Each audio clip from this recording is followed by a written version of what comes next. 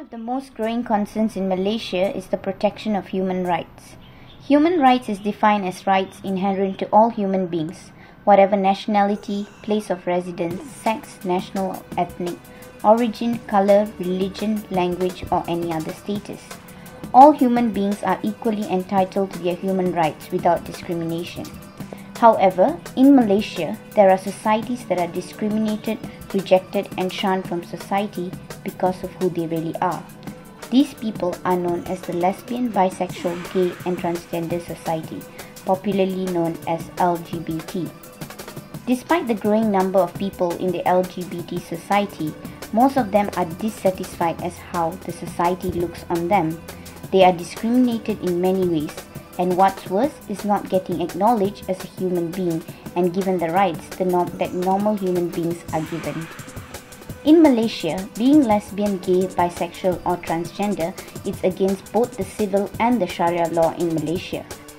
I think everyone has the responsibility to ensure that human rights are for everyone, including the transgender community. Sharia law exists to criminalize sodomy, lesbianism and cross-dressing. In 1983, the National Fatwa Council introduced a new fatwa to prohibit sex reassignment surgeries for trans people, which was previously allowed and conducted by local doctors in a semi-government hospital. I was working as a front office in a hotel, and one particular day, I was caught by the religious officers. I was put in court, and then they sentenced me to 3 months in prison. The first thing when I enter prison, because my ID says I'm a male, so I was put in the male's lockup. I was also picked, I think because I'm a trans person, and I was asked to walk naked in front of everyone, completely naked. And they were making fun of it, joke of it, and I was in tears. Subsequently, post-operative trans people are not allowed to change their name, gender or other relevant details in their official documents, including identification card to match their identity as a trans person. In July 2012, Malaysia's Prime Minister Dato Sri Najib Razak declared the LGBT community as an enemy of Islam to a crowd, saying, LGBT's pluralism, liberalism and all the ism are against Islam, and it is compulsory for us to fight this. Since then, many calls were made to the Islamic religious leaders and the general public to defend the government against LGBT. Recently, in 2013, the Ministry of Information, Communication and Culture, in collaboration with the local production company, staged for free an anti-LGBT play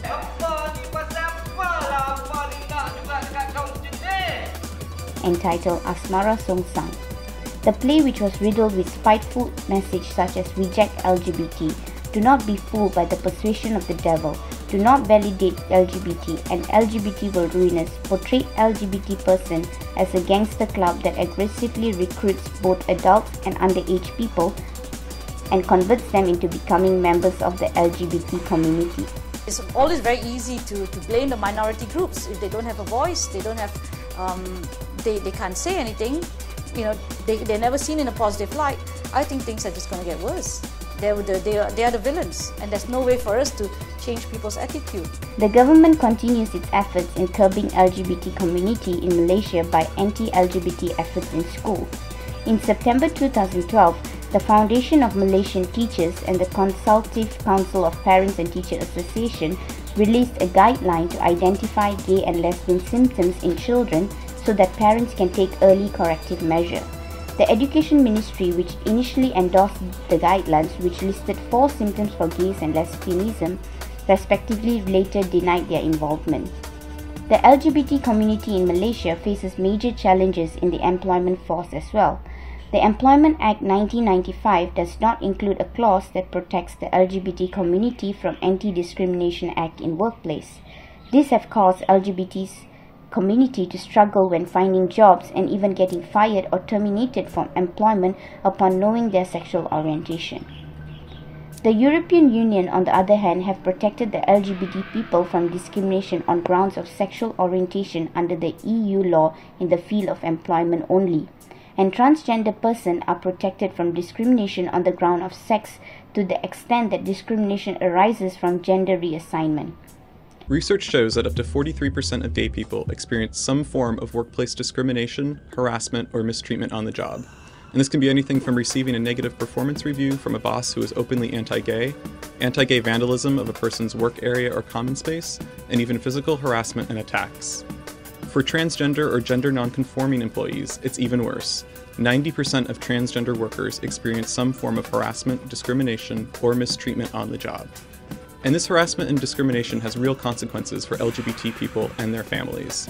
They have higher rates of unemployment, higher rates of poverty, and lower rates of access to health insurance and health insurance coverage. In another study done in US, the LGBT youth face dire economic insecurities. It is estimated that 1 in 4 young LGBT people are forced out of their homes because of parental objection to their sexual orientation, only to face hostility and harassment in supervised alternative living situations. Many wind up on the streets. A 1994 study reported that 75% of homeless youth worked as prostitutes. Other than that, LGBT people are often internalized society's negative messages, and many turn to alcohol and drugs to cope. LGBT people are 2-3 times more likely to use drugs and that are heterosexual.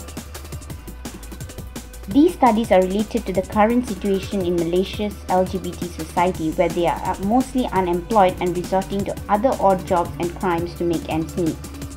The hostility towards the LGBT community, if allowed to persist, has and will further adversely affect the well-being of the LGBT person in Malaysia. Lesbian, gays, bisexual or transgender, they are humans and have every right to be respected as human beings and not defined by their gender or sexual orientation. As an admin assistant at a heavy vehicles company. And that was where I think I faced the brunt of the discrimination. Mostly from co-workers who used to sexually harass me by saying, by suggesting, male co-workers especially, who used to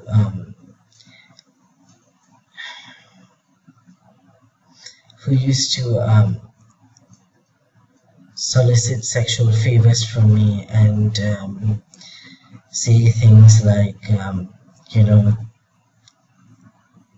that I should try having sex with them, and this will make me feel like a woman, and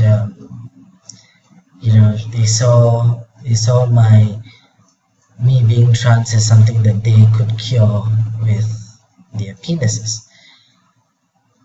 And one colleague even went as far as to grab my breasts.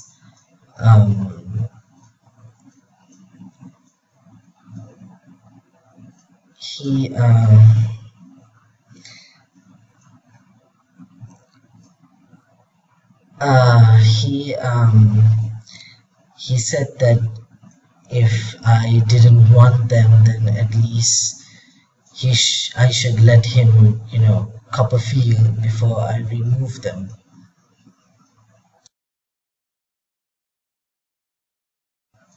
And I hope in the future, employers would be more sensitive towards queer and trans people, because we truly can contribute, not just to the corporations and the companies, and the organizations, but also to society and the economy.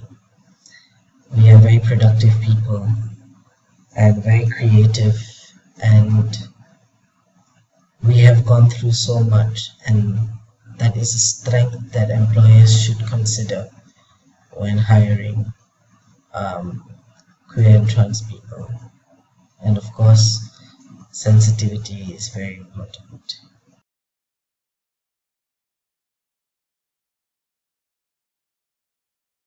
Under the federal constitution, it says that we are guaranteed freedom, and then there should not be any discrimination on the basis of gender, age, sex, and so on, religion, race.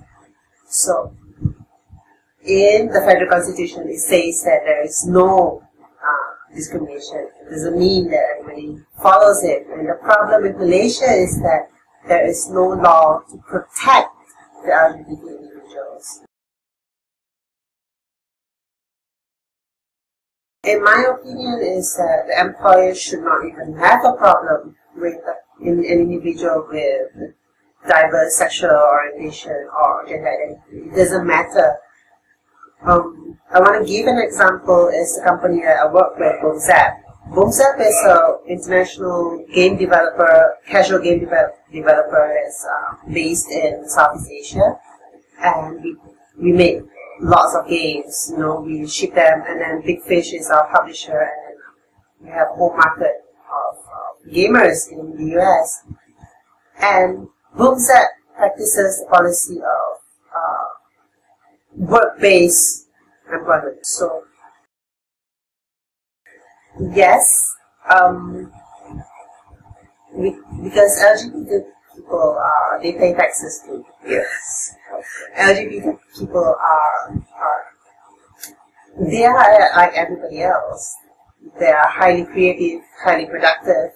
You know, we are just great people. So, if you are trying to discriminate them and pushing them aside, then you're losing out on their unique perspective on everything else. You're pushing aside the skills that they have. And this is just going to be the loss for the employer. And the loss for the LGBT people who is jobless, basically. So it's a lose-lose situation. Why can't LGBT people contribute to society? It doesn't make sense. You know?